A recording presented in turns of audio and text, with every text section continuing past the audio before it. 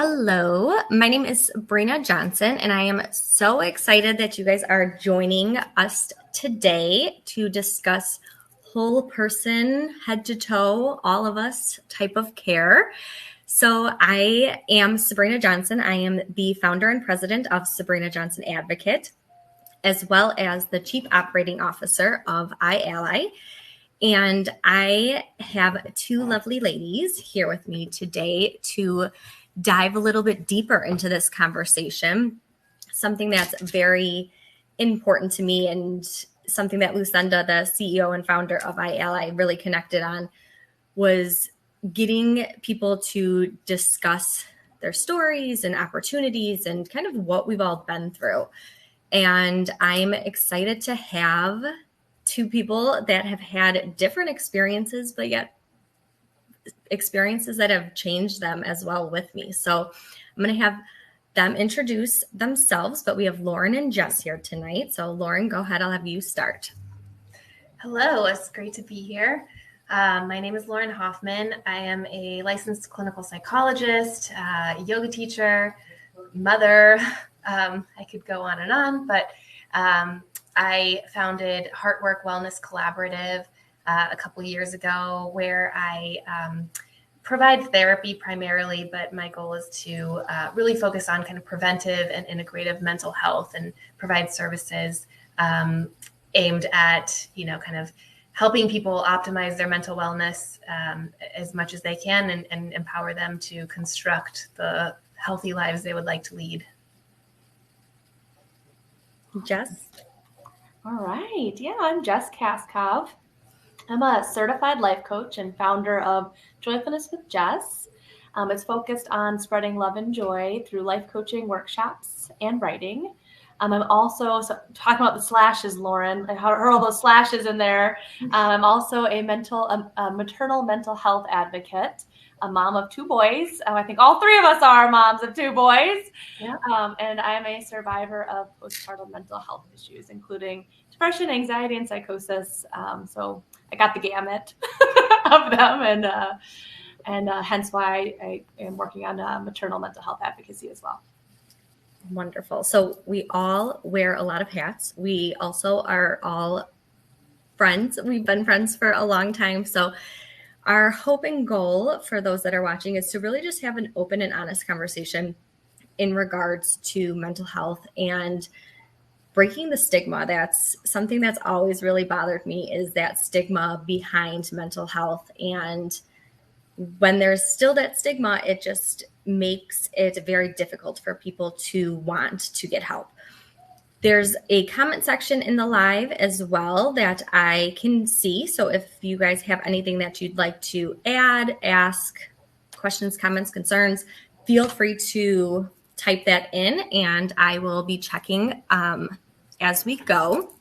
So iAlly is a community-driven, which will be an app in the near future. We're finishing up creating the mobile app aspect of it, but we want a one-stop shop for caregivers. And something that was very, I guess, transforming for my story with my dad having ALS is the caregiving aspect with care in it and forgetting about yourself in caring. And these two especially know that I am not great at remembering to care for me. I will care for everybody until I'm blue in the face, but I struggled and still struggle very much so with remembering to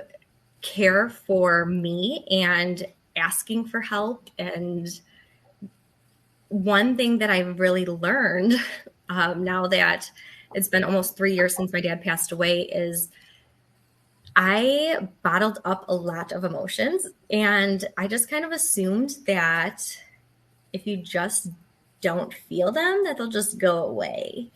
And that's not how emotions work, in case you weren't aware. I learned it for all of us. So I am feeling everything that I should have felt years ago, and trying to wrap my head around things that I really tried to bottle up for a long time.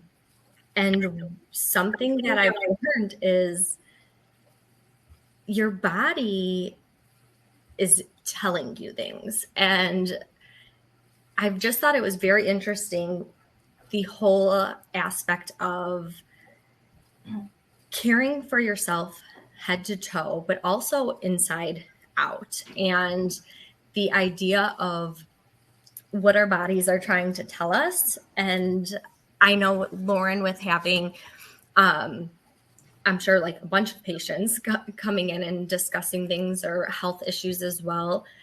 What is something, I guess, either of you have experienced or gone through that has changed or expanded your mind on learning how to start to be a little bit more accepting of caring for yourself, as I continue to try and figure out how to care for mine? Sure. Yeah. I don't know, Jess, did you want to go or? Sure. Yeah. I mean, I think I loved the title "Whole Person Care," Sabrina. That like made me very interested in having this discussion because I feel like that is something that is overlooked. We get tons of information about physical care, right? Mm-hmm. What diet to be on, what food to eat, what exercise to do, and part of like self-care, they would say, make sure you're getting your basic needs. And what that means is you ate, you slept, you drink some water. But what about like our basic emotional and mental needs? And that's what we don't talk about. And I think that it took me a while to figure out that that was a piece of whole person care. It's not just the diet and exercise. It's also what are your basic needs for mental and emotional health. And everyone's, I think, are different. And it's not as easy as water, food, sleep, right? Everyone has a little bit different mental, emotional. Mine is, I need movement, I need alone time, I need outdoor time. Like those are my three that like those are my basic needs in a week to function on the emotional, mental level too. So I thought that's been kind of one of my part of my journey of this whole person care is it's not just physical. You have basic needs, mental, emotionally, and you need to address those and meet those. I like too what you said just about how everyone has different basic needs. Because I think it's so easy. That's my cat. To compare, right? Like what one person needs compared to what another person needs, or why can Jess walk around the block and she comes back happier, but when I go for a walk, I just come back sweaty and angrier. And so I loved that concept of that too, of just remembering that everyone's needs are very different. And I think it's funny, like being moms, that we know all of these things when we're like speaking to our children. And then when you try and say stuff to yourself, you're like, oh, but I think that's just a great reminder as well to find the needs that work for you, and what's going to work for you isn't necessarily going to work for the next person. Mm-hmm. And I love the quote, like, you can't give what you don't have. Mm-hmm. It's kind of like that empty cup thought. Like if you're trying to pour from an empty cup, but also you can't give what you don't have. So if you're not in a mental or emotional space that's healthy for you or centered or whatever you want to be, you can't give that to anybody else either because you're not centered yourself. Yeah, I also really like the quote or idea about if you don't make time for your wellness, you'll be forced to make time for illness, which I think is really true. And that was the case for me. It was like overnight, I just crashed. And it was kind of triggered by exposure to toxic mold. But, as I'm learning more and more about myself and about what was going on for me, I recognized my stress levels were high. My nervous system was kind of on all the time, in fight or flight, caring for everyone around me. Having a newborn, making sure my house is clean and the laundry's done, and, the long to-do lists that we're all familiar with, and not tending to my emotional and spiritual health. So, when you have a health crisis like that, you're kind of it stops you in your tracks and you say, okay, I have no choice other than to prioritize this. But what if we prioritized it before we had symptoms, and just made it part of our hygiene practices, mental hygiene. Yeah. And you're so right too, where it's like, why with so much of this do we kind of have to hit rock bottom in a way before we're like, have that wake up call? But I think so much too goes back to like what society in a way has not taught us, but how many articles do you see on mental health and how many articles do you see on physical health? Right. And so, you think about it where I use this analogy a lot, but it always just clicks in my head where like if I stub my toe and hurt my toe, I have no problem taking a Tylenol to hurt that pain. Where then why does it become so hard to go and get help when like your head is in pain, and trying then to find someone to even listen to you when you're going through it? But I think so much of it too is just that child in you where it's like, you're okay, keep going. And you just kind of like brush it off. And I just wish that as we're raising kids and as kids are growing now, they continue to learn the importance of taking care of their mental health. And something that's really big right now with the caregiving world is in the next 10 years, all baby boomers are going to be the age of retirement, which means that the amount of people needing care is going to be a big boom. And trying then to get our society to really recognize that in the next 10 years, we are going to have a lot of people that are going to need care themselves, not only because they're aging, but also for the caregivers. And so trying to get this baseline understanding of how can we give a patient care. And I strongly believe that the best way to care for a patient is to care for the entire package of a patient, which is also for their loved ones.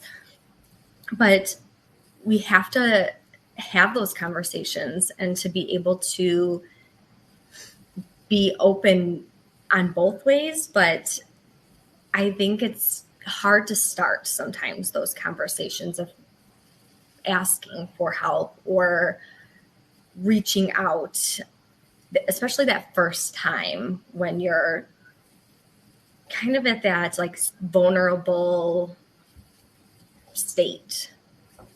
Well, especially if it's not like understood, if mental health isn't understood broadly either, right?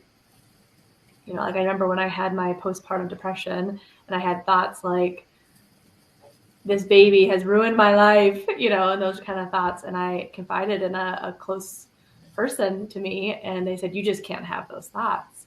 And that was my like being vulnerable. I'm already ashamed of having these thoughts. And then going to someone close to me and hearing, you just can't have those. And like we as a society need to be educated on, no, hey, that's a cry for help. Like when, that's a time to say, hey, reach out to someone to support you. Right. And so there's definitely a whole societal piece of, understanding similarly, that's a time when support's needed. But beyond changing all of society, We're not doing that tonight? That's what we're doing tonight, right? We have an hour, right? We can do it. Come on. Yeah. I do believe we can do it. My favorite quote is, if you don't believe you can make a difference, if you think you're too small to make a difference, you've never tried to sleep with a mosquito. But so we can do it. But beyond that, like I would say, like even beyond just asking for help is starting with what you can control. But I think there's actually like so much you can control that I think people like overlook. Like I have to get other help, and you do often need help and to ask. But like first say like what do I need? Like what do I need so I can ask for what I need? Is kind of the first step, right? Because sometimes it's like I know I need help somewhere, but I don't know what to ask for. Maybe that's like where. Yes. And I'm going to branch off that really quick and then go into a comment. But yes, and it's so hard to know what to ask for, especially if you're going through something for the first time. And that's why I think that advocating for things is so important if you've gone through something. And I mean, you too, especially, but like online, you hear me talk all the time about like using your voice and sharing your story and advocating for things, because that is how people learn, is by people who've gone through it. And I just can't stress enough the importance of people who have been through something, allowing others that are now going through it to have that opportunity to learn and to get your guidance, because that's then how you learn, like, okay, what do I ask? How do I get help in this? What do I even ask for?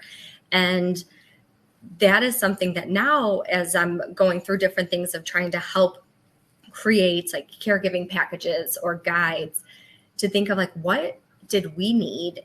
How did we need it? And to give people ideas then of what was useful, because I had to think of that stuff a while ago, or people thought of it for us. So trying to give people an idea of what to think for. And somebody commented that they have ALS and that they struggle and are wondering, how do they take care of themselves? It's a struggle just to get out of bed every day. And I think this is something that we've really tried to think about just ourselves, as well as how do we find a way to care for ourselves? Like, what do you guys have? If we're kind of like at that point of like, okay, where do I start? What is something that either of you would kind of recommend of transforming in a way, a more positive outlook on how we can start to take care of that? Well, first of all, I would say don't underestimate how much you can do from your bed, because, there are days some people cannot get out of bed, and that is totally valid. And I think, so start there. Maybe think about, are there meditations you can do? Meditation is one of the best forms of free medicine we have access to. And there are so many resources out there now, apps and YouTube videos and all sorts of guided meditations, or you can just turn on some music, or you can just light a candle, or you can just sit quietly and watch yourself breathe. But I think,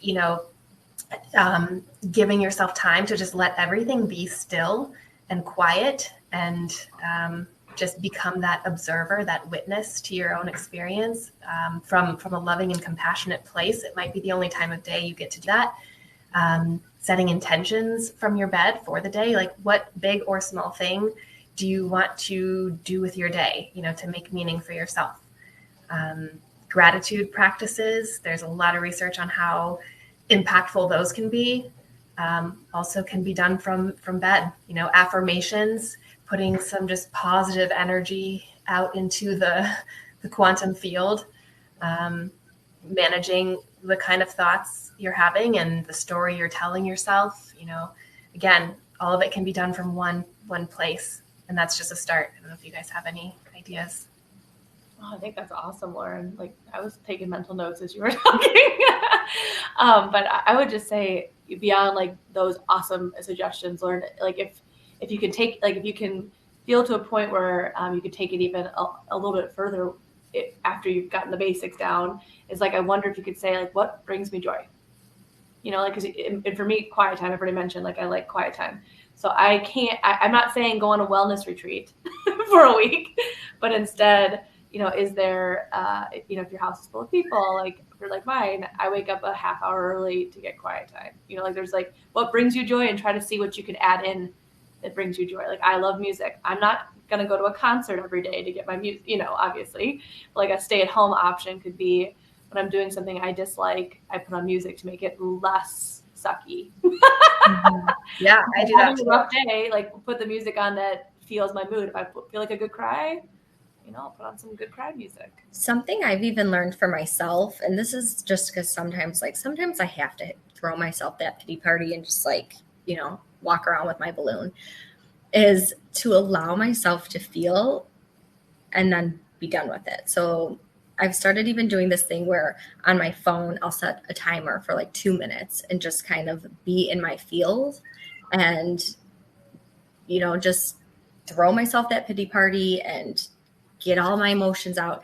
And then when my timer goes off, like releasing it and then kind of being done with that moment where I'm allowing myself to get those feelings out and feel them, but I'm also trying to not let them take over my day. And I think that for a long time, I wasn't doing anything with them. So they were just like bottling up in me and throughout the day, releasing a little by little. So by the end of the day, I just kind of felt defeated all day long, where I've learned that for myself, I need to just kind of let things off my chest or to give myself that time to put it out there, and then I'm over it. And so like for me, just like, okay, now next, and then I can like put the music on and go on because then I'm over it. Yeah. Have you heard of Rage on a Page? No. So I love journaling out my feelings, and one of them I've heard of is Rage on a Page, and you just like get out all your stuff on like just journal it out, like write for like 5 minutes straight and just get it all out. And you're like, okay, like, that's done. Or okay, that told me I need to not overgive. I gave too much today. That's why I'm raging. Okay, tomorrow I need to, like, where did I feel that? If I start to feel that sensation, I know I'm overgiving. And so I don't want to get to a point where I have to lock myself in a closet to journal my rage. If I can help it. Do either of you have like your go-to song when you're just like in your feels, you need to just like release it? Or like, do you like not even just song, but like that go-to thing, a song, a show, a blanket, a scarf, I don't know, like that thing that, this is what I need to kind of get me out of this funk that's like successful 98.5% of the time? I don't know the song. I forgot the name of the song, but it's like, back off, I'll take you on. Oh, yeah. Headstrong. Yeah. So we do that one in our family. When anyone's feeling a little ragey, we pull out Headstrong. Yeah, I do a cappella music because that's my happy place. So it doesn't matter what song it is. It's just like I sing along and I think about, my own experience singing in an a cappella group. It always elevates my mood. This is new for me, but I've been doing a lot of Qigong, which is like a mindful movement. But that one's really great when you're having any kind of emotional experience, just for kind of centering yourself and moving the energy in more positive directions. I'll have to look more into that. Yeah, what is it like? Is it like a yoga or is it different? It's a little different. It's more like Tai Chi. It's a lot of combining the breath and movements. So it's small movements. You don't have to be some crazy like yogi or fitness guru. You can stand. A lot of it is just standing in one place and kind of moving the arms, or breathing and opening up and exhaling and closing down and kind of swinging your body back and forth. It uses the same kind of idea of acupuncture with like meridian and pressure points, and you're just like unlocking some of that and opening it up. It's great for both physical and mental health. Cool. That's awesome. My go-to song is Not Ready to Make Nice by the Chicks, because I also have dance movements. So that is like one I can't sing for the life of me, but I will belt that thing off and dance uncontrollably to that song. But my like go to, if I'm like in it and I don't have my music to just dance uncontrollably, was something Lauren taught me years ago where, and everyone can kind of have their own interpretation of it, but where it's like you point out, you see things. So it's like 5 things that you see, 4 things that you hear, things that you like taste, like, so you're using all of your senses and just kind of getting yourself out of that mental space in your head. And for me, sometimes when I'm like deep in my mind and the kids are going crazy or I'm like super overstimulated by sound, I need that like reaction then to get me out of that. And so being able to actually like point things out, like even in my mind where I'm like, okay, there's a door and a window, it makes me not be able to think in that moment. And for somebody who can sit there and overthink so much, I've enjoyed that because one, I am not thinking then because I'm pointing stuff out, but it's also something then that you can do anywhere and at any time. And I've loved that, and of just kind of feeling like that's become my security blanket in a way where you can be anywhere in the world and kind of have that with you and not feel like you have to carry something along with you to kind of like bring you back down if you're having a moment.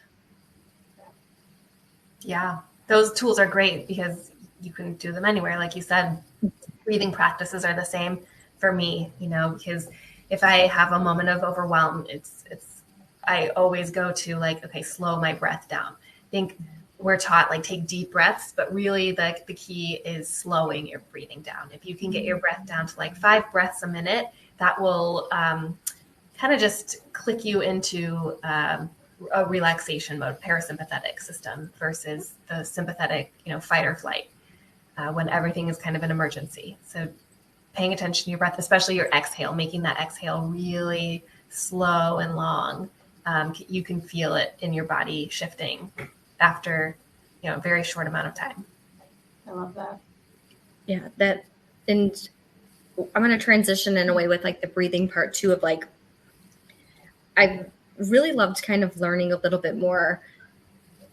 One of like stuff like that, like how breathing then triggers your mind and to trigger, like how everything is connected. And sometimes it's so easy to forget those things, and how by taking, slower breaths, it can calm us down, or by listening to like what our body is really trying to tell us in that moment. And I think that when we're talking about like whole body care, it's interesting when you're trying to think then of like how to care for your whole body. And I have like the biggest issue with listening to like what my body is telling me, because I just like want to ignore it and keep going with it. But then you get to that point of like, okay, if I'm constantly having headaches, what is actually going on, or stomach aches? And I loved, Lauren, what you brought up before about like, eventually it all catches up to you, and really trying to take that time to start like early of listening to what your body is trying to tell you and seeing what and where you can go with that. Because I think that it's so easy to just ignore situations, and then you're so far into a situation that you don't even remember where things started. Yeah, I would add on to that. I know, Lauren, you have some probably great techniques for us, but I'll add on to like the not listening to your body part. Because when I was, my wake up call on that was when I was pregnant with my first child, and I kept having Braxton Hicks contractions in the 2nd trimester and 3rd trimester. And I was not slowing down. I just continued to go. I was just going and not slowing down at all. And finally I went to my OB checkup, and she's like, wait, you've been having Braxton Hicks? It's like only the end of the 2nd trimester. Like, this really shouldn't be happening. And, it happens quite a bit. I got to sit down, all these things. And she's like, well, you need to take it easy. And I was like, yeah, I don't know that I can do that. And she's like, okay, let me put this differently. I'm going to put you on work restrictions. And if you don't follow those, you're on bed rest. I'm like, oh, okay. So, I mean, it was actually a wake up call because I think our society really does tell us like, tough it out when the going gets tough, whatever. I don't know. I forgot what the word is. When the going gets tough, the tough get going. It's like, just put your head down and go, get through it. And I think I've been living that way for so long. It was the wake up call was, it was not just me anymore. I'm growing another human that relies on my body and me. And it was just such a wake up call because I was like, okay, I'm, it's a different mindset when it's just yourself, but when you're now putting yourself as a baby in jeopardy, because you're not listening to your body, like that was my wake up call. And so I hope no one else has to have that kind of a wake up call. So, like it is just so important. And as a society, we kind of say, ignore what you're feeling, like work through that headache. And, I feel like with COVID, we've at least said like, now if you're like sick, stay home. But before it was kind of like, if you don't have a high fever and bedridden, like you better come in, Like all my great life advice, it comes from TikTok. So there was a TikTok video where someone from a different country was explaining that they are just shocked that in America, you feel such guilt calling in when you're sick at work. And they're like, it just blows my mind that you even feel guilty when you're sick, or even would consider going into work when you're sick, that they don't even have to necessarily like take PTO days, basically is what they were explaining. If you're sick, you stay home. And I think that has been in a way like a positive on COVID, where it's made us stay home, but then kind of learning how to transform our mindset on that of really needing to stay home in certain situations. But I do think like when you're caring for someone else, like when you're pregnant and things like that, like I remember with my mom, my brother and I were terrified of my mom getting sick when my dad was alive, because we're like, then what? It's like when my dad was sick, you could be prepared for that. We knew what was going on. But then if she were to get a cold, or we were terrified of her shoveling snow, because we're like, what if you break a hip? We can't handle that. Like that's just, no, we're handling too much. Like that's not okay. But when you're caring for somebody else, you have to really, as hard as it is sometimes, consider how you're caring for yourself to make sure that you can still care for another person. Put your oxygen mask on first before you assist others' oxygen masks. Yeah, I mean, our country is so backward when it comes to all of this, right? With the lack of paid leave, and we call it our healthcare system, but really it's a sick care system, because we don't even have coverage for something until we have a diagnosis to go with the office, the doctor's office visit. When I bill clients, to their insurance, like I have to submit a diagnosis in order for them to have coverage, which is basically giving the message like, only address this once you're sick, once you have a diagnosis, that's the time to get treatment. But we need to be getting treatment way earlier than that, or not treatment, but just intervention. We need to be learning about how to take care of ourselves and then prioritizing that, every day. Yes. And I think especially when it comes to the mental health aspect too, there's so many like horror stories and sad stories of men and women, adults and children, that are trying so hard to be heard and reaching out for help and not being heard. And I think that it's like we're in this mindset sometimes of what people are trying to get out of something, or they're just looking for attention, or, everyone kind of gives everyone else an excuse. But that is so debilitating for so many people then that are really trying to get the help that not only that they need, but that they deserve to have. And they're advocating for themselves and not being heard. Yes. It's heartbreaking that, you can have people that are begging doctors to listen to them struggling mentally and to just feel like they're like just asking for medicine, or that they need to just sleep more or just drink more water. I just think that it's sad that we can't just look at the person that's trying to get help and to really see them as an individual compared to a patient for the day.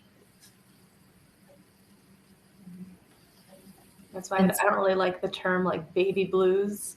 I don't love that term because I think a lot of people, I get it after you have, it's postpartum related, but like similarly, it's kind of diminishing some of the aspects. Because I was like, okay, I just had baby blues, or in fact, I had depression and anxiety, and it's like it's a word that just kind of like, oh, you're just a little blue after the baby, Similar, right? It's kind of diminishing what's going on.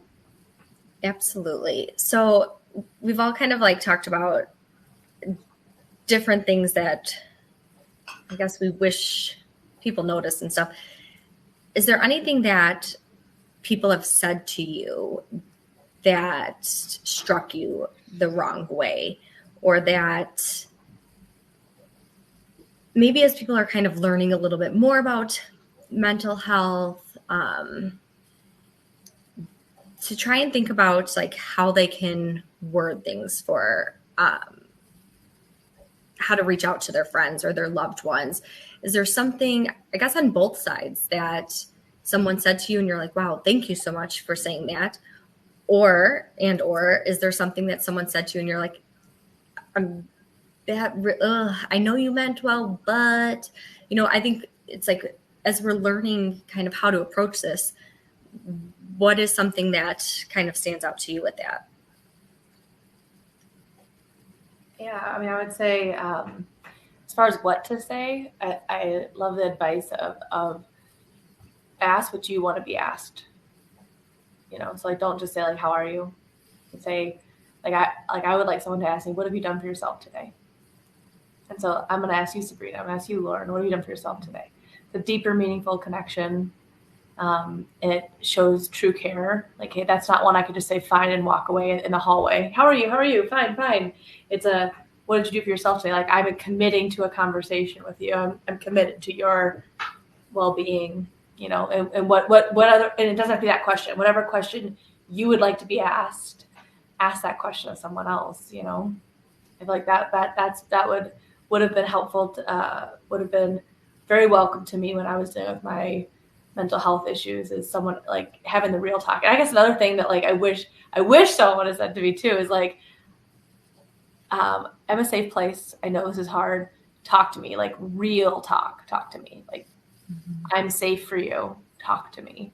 Because I think that was the hardest part, is not feeling like I had a safe place. Yeah. Or even just an invitation to have a divergent experience other than like, nope, this is going perfectly, because for most people, sleeping when the baby's sleeping, just like the random phrases you say. Yeah, right. We have all these cliched comments to make to people who are pregnant or have just had a baby. Or any mental health issue, Right. like really, there's all these things to say. Yeah. I feel like so many people, like, we give advice without options. It's like something that's always irked me was the saying based around like, do something for you, do self-care, like where it'd be like, if I could, I would, and so, well, it's one of those things like everyone means well when they say that, but it's not always that easy. And so I always like to give people an idea of using that with an idea attached to it. So like, for example, I have 2 young boys. When my dad was sick, I was pregnant with a toddler. I worked part-time. I was going crazy. I was struggling. And what I wish people would have said was, I am coming over tomorrow and taking your son for you to have an hour. use that time however you want. Or, things like that, where it's kind of making you have that time. Or things like, tomorrow night, you choose. I'm making dinner. I'm taking your son out. We're going to watch a movie and have wine.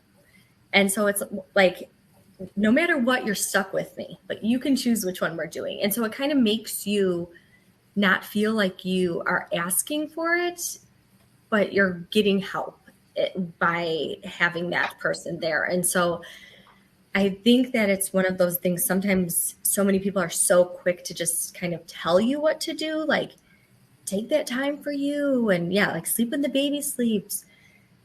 I don't know, paint your toenails today. But when you're in a situation where you're barely breathing as it is, being told to skip do is so infuriating that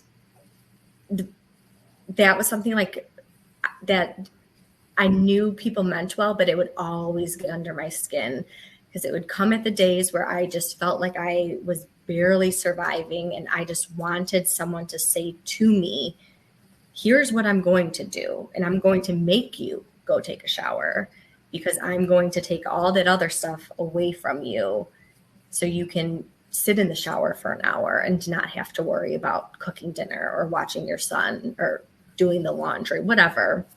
Because it's just not easy to ask. Yeah. That reminds me of when you're going through something and people are like, let me know if you need anything, and like, I am the first to admit, I do not let people know if I need something. I'm terrible at asking for help. And so it's, people's motivation, is very well intentioned. And people want to be helpful generally. But yeah, if you know somebody in your life is struggling, like you said, Sabrina, just bring them a meal. If they don't need it, they can stick it in the freezer. But just go help them in whatever way you're able to. Yeah, I mean, just show up. I think it's one of those things too. I am like trying to figure out how to word this in a nice way, but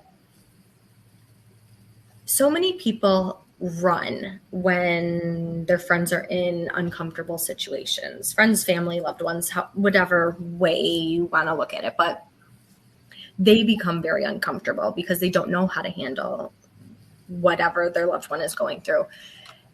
And I just think that it's one of those that you, even just being there in a way of just the simple text to like, I'm thinking of you, or showing up with a random meal. Even like, I feel like Amazon makes things so easy nowadays with even like e-gift cards, there's just so many little things where knowing that the person that you're trying to support. I mean, like Jess at a time sent me bath bombs, or, you just have those things where the smallest thing like that could really impact what a person is going through and make their day and transform not only how they're doing, but how their families do it. It's like really just kind of showing them that you're there. And I always think back about when I had my miscarriage, I worked with this nurse that we never said like 5 words to each other. And my first day back at work, she came up to me and she said, I just want you to know I am not good at handling situations like this. I am extremely sorry for what you're going through. I am not good at handling this though. So if you think I'm ignoring you, I am not. I'm very sorry, but I can't handle this stuff. And she left. And I was like, thank you though. Because if I'm someone that if I felt like she was ignoring me, it definitely would have caught me off guard and I would have taken it the wrong way. And I loved that she like called herself out. Like, I can't handle this stuff. I am sorry. I can't, and she put her own boundaries in place too. Yes. And communicated them to you. So it was in a loving way. Yeah. Yes. I will say like, like you have to be vulnerable enough. Like there's a lot of probably caregivers on this call, right? Or moms or anybody who gives care to others. Like, this is great stuff to do for others, but like what you need to do to get this care is to honestly be open with some people about what you're going through. Because if you're not, then people don't know you need help. And they can't know to drop off a thing at dinner. Because I didn't talk about my postpartum issues until 6 years later, right? So I was in it and I didn't tell anybody about it. So like didn't get the care to support. So like my point is like find a few people you can trust and talk to about that are friends and can support you, because people don't know. And that is self-care too, right? It's self-care might be taking a bath or just finding some quiet time, but it also might be asking for help from somebody else. It might be telling somebody, no, I can't add this to my plate right now. I think that is a great point too, is saying no. I think, sometimes we think we have to always say yes to things, or we have to add things to our plate. And, when people want to come over and visit or things, like, to feel like you can say that you can't handle that right now, or that, it's just not a good day, I think too is such a way to care for yourself, where sometimes you forget that you can have a say in things like that. And I feel like we're that type of generation that like always makes plans, but then like has no problem when the plans are canceled. And so like remembering that on both sides of it, like it's okay if you say no, or if plans change and things like that. And if somebody cancels on you as well, to keep in mind, it's not the end of the world if the plans are canceled or if things change, because them canceling on you could have been what they truly needed to survive. Yeah. I love this advice someone gave me. You don't have to have an excuse. You could just say, no, I can't do it. Nope. Like I think a lot of, I remember like in the past, and even sometimes now, a lot of my effort would be like, why am I saying no? I need to have a good reason. Like I love Sabrina, I love Lauren. Like I just can't right now. So I feel like I'm like, oh, just like swamped or what? No, just like can't do it today. Like just the no. Period. It's a full sentence. Yeah. Yes. Yeah. Yes. I did a video a while back that I loved the spoon theory. I believe it was a woman. This woman came up with the spoon theory. She has lupus, and she was trying to explain to a friend at breakfast who did not have an autoimmune disorder what it is like to kind of be her. And I think it goes so well with mental health and trying to kind of explain what it is like, because for someone who has never struggled with mental health, it is very hard to verbalize what anxiety and depression feels like. And she explained to her friend that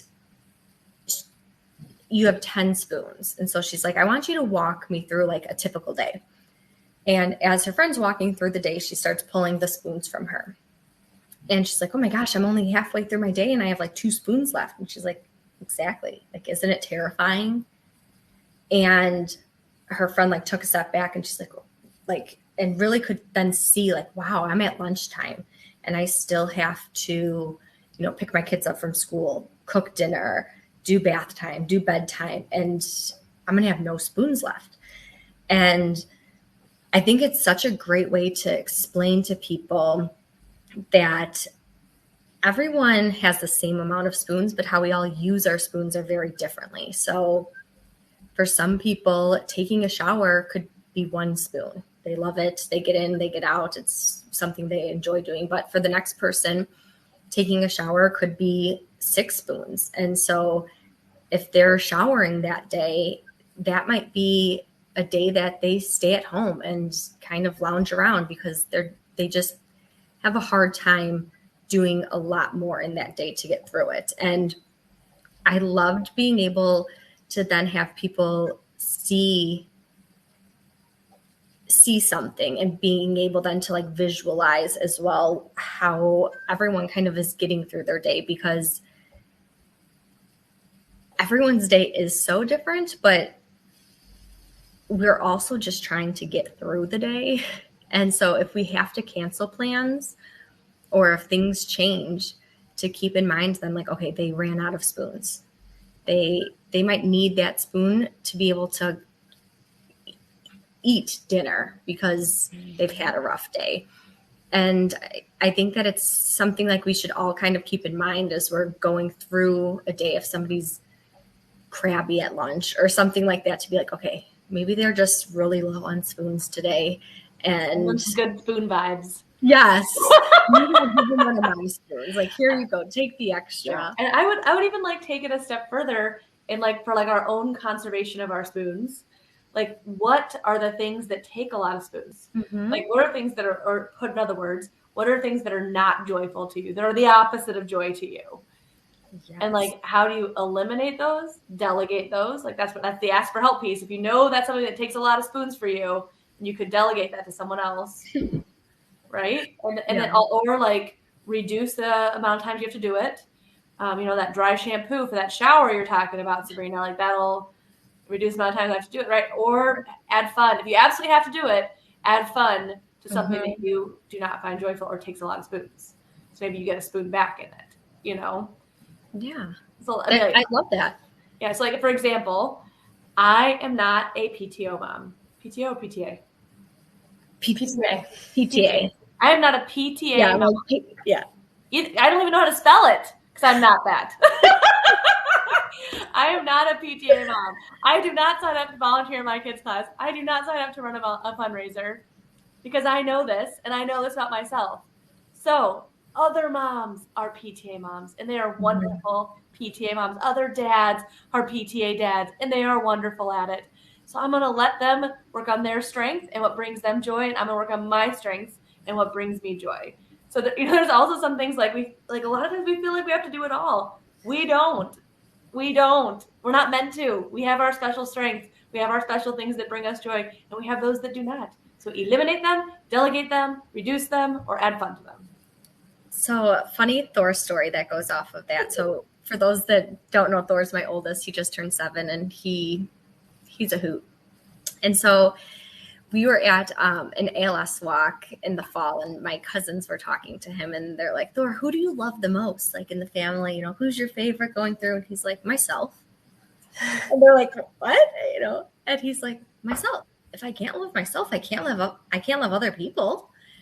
And I was like, how are you deeper and smarter than I am? But it was like the best answer ever. And honestly, since he said that, I've like thought about who I love the most, because it's so true. You have to love yourself. And in order for me to love my family, I have to love myself. And for so long, I think it's like we try and care about what everybody else is loving and doing and whose Pinterest boards and houses and cupcakes are better than the others, where it's like, I just want to love what I love and love me. And that is going to portray on everybody else then, because we're all then just loved and we love doing what we're doing then. Be you, man, like unapologetically, exactly who you are, whatever brings you joy, whatever makes your soul light up. Like, gosh, like we just like be your weirdo. Like, don't try to be anybody else. Be you, man. It's like, I know. And I love that he said himself. That's so great. I think it was Brene Brown's book. Lauren, you might know this. Maybe Sabrina, I don't know if you read Brene Brown. But like, I think she said, like, you can only love others to the degree that you love yourself. Like you can't give more love than you give yourself. Mm-hmm. And I was like, that is so interesting. And it's like one of the more controversial things she wrote. And I don't know like how true it is, but it is an interesting food for thought. Like, if you, it's just an interesting food for thought. So like if you're not loving yourself, then you're also holding back love into the world. It is so interesting too, because it's like you're you want to just give. Like, I just want to like love everyone, right? Like, I love making people happy. I love love. I want to like, give it all, right? But you only have like so much of it. And I think that I have learned so much in the sense of learning like what type of love I need and what love I can give. And I think that's such an interesting thing as well, to kind of learn the ways that people need and want and desire love, and the ways to communicate that, I think, goes back into that like whole person care of, I'm someone who loves acts of service. I want to like come in and see you like vacuuming my floors. Like, that is like, and that's why you love the like person dropping off things saying, this is what I'm doing for you. And like, and all I wanted was someone to talk to, because I love quality time. Yeah, exactly. But I think it's so interesting that you don't know those things until you kind of sit down and like evaluate yourself as well, of like, what do you need and what are you giving off that you need. And I heard once where it's like, the love you give off is typically the love you need, or something along those lines. And it's so true when you think of it, where it's like, I am constantly trying to give what I am wanting to receive, but that doesn't mean that that person is going to be receiving what I'm giving, if you know. Yeah. Mm-hmm. Totally. Yeah. So we have a few minutes left. So if anyone that is watching has any questions for any of us, but for Lauren and Jess, as people are trying to figure out all of this, what are, or where are places that you would recommend people to go, or even like books? I know the three of us talk a lot about like different books. Like, I will never doubt Lauren's book choices ever again, because Untamed changed my life. So is there any other things that you would recommend, or websites, blogs, that type of stuff that has been helpful?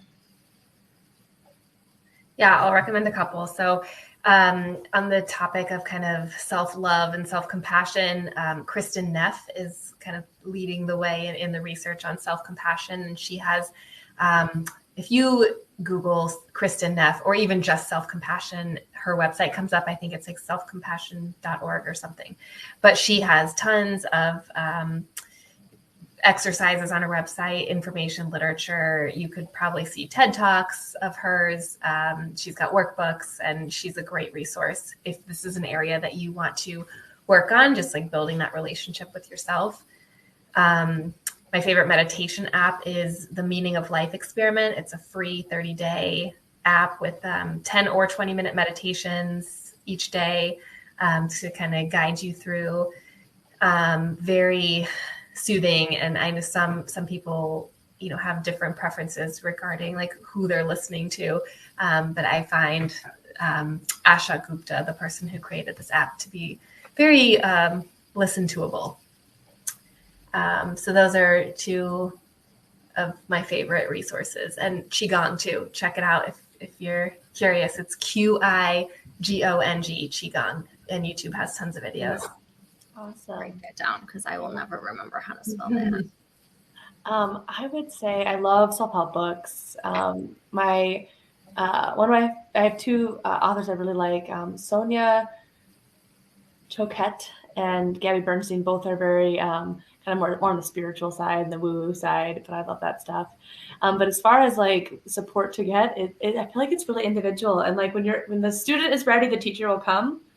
Is one of the sayings, and I truly believe that. So, depending on what you're what you need support on, what your soul needs support on and guidance on, I feel like the teacher will show up. But if you already know you need mental health support, seek out a therapist. You seek out like what you need too. Like if you already have an inkling of what you need, reach out to a professional. I know when I had after my mental health issues, I did therapy, yoga, and life coaching. And, those three together, those three teachers that I had at the time, really helped me heal and recover. So whether it be a book, a podcast, or a person, I think that's probably the guidance I'd give is what you need, figure out like where you're lacking, like where you feel like your life is not being fulfilled, and seek out the support from that side. Love that. And Lauren introduced me to Psychology Today, correct? Is the website psychologytoday.com, where you can put in your zip code and that will break down different mental health providers. You can even break them down by insurance and things like that. And so that is a great resource as well to try and find mental health providers in your area with different criterias that you're looking for. And if you are someone that is looking to share their story or use their voice, on iAlly's blog, we do have Caregiver Corner. And I would love to even transform that out into just a place of sharing your stories and to getting your voice out there, because I strongly believe that you never know who you are going to change by sharing your story. So if you would like to take part of that, you can email me, Sabrina@ially.com. And if you have any questions, feel free to post comments on this at the end, and I'll follow up with it throughout the week. But thank you, Jess and Lauren. I appreciate you guys joining today, and I hope the rest of you have a wonderful night. Thank you. Thanks for having us.